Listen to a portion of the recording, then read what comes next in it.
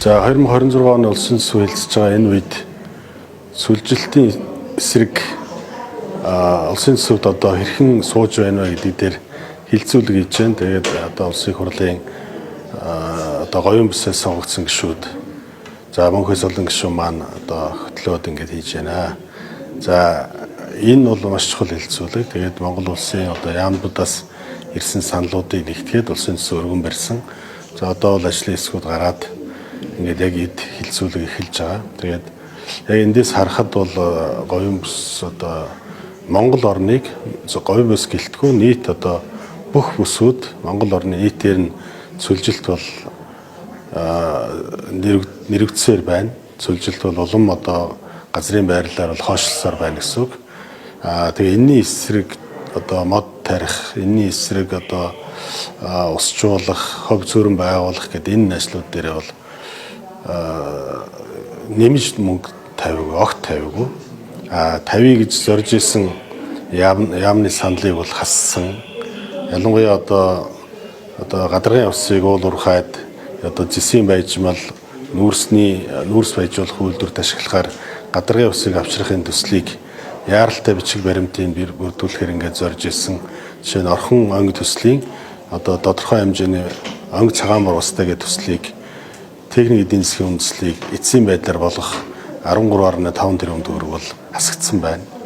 За дээрэс нь одоо байгаль орчны яам дээр суурилаад яг говь руу одоо татах гадаргын усыг хариуцж байгаа усны төслийн нэгжийг цалин хөлсийг нь хассан байна. Огт суулгаагүй байна. Тэгээд энэ асуудлууд нь болохоор Монгол улс бол одоо ажлуудаа эренбэлж чадахгүй байна.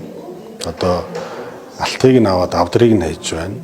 Тэгээд уул уурхаагаас одоо говийн бүсээс уул уурхайн орлогоор улсын төсвийн одоо ихэнх нь бүрдэж байгаа хэрнээ тэр уул уурхайн эсрэгээр одоо сөрөг нөлөөлөл болох сүлжилт одоо тоосчлт усгүй одоо харангадж байгаа тэр бүс нутгийг усжуулах тэр усыг нь одоо гадаргын усыг нь авчих энэ ажлууд дээр одоо огт юм тавихгүйгээр ингэж бүтэн нэг жилийг алдна гэдэг бол цаашдаа маш хохиролтой. Ийм учраас энийг эргэж харах хэрэгтэй гэж одоо өнөөдөр салбарын хүмүүсийг урьж иргэдийн нийгэм байгууллага болон нутгийн иргэдийг урьж авчирч хэлцүүлэг хийж байна.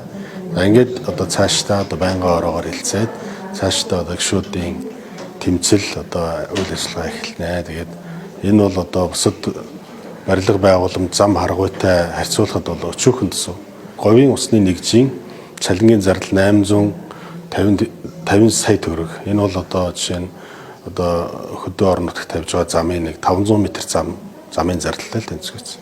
Тэр 13.1 одоо орхон онг цагаан бурууστайгийн тэр хассан тэзүүг эцсийн болгож энэ COP17 гэдэг эрхчил болох дэлхийн байгалийн уур амьсгалын том хурлаас өмнө одоо бичиг баримтыг нь бэлэн болгох ёстой.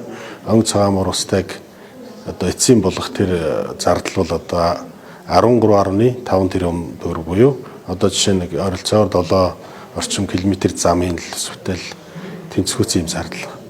Тэгэхээр одоо Монгол улс бол одоо ажлуудаа эренбэлж сангийн яам энийг нь одоо сайн судалж яамдууд маань сайн ажлуудаа эренбэлж ингээд одоо төсөө батлах хэрэгтэй байна л гэж үзэж байна.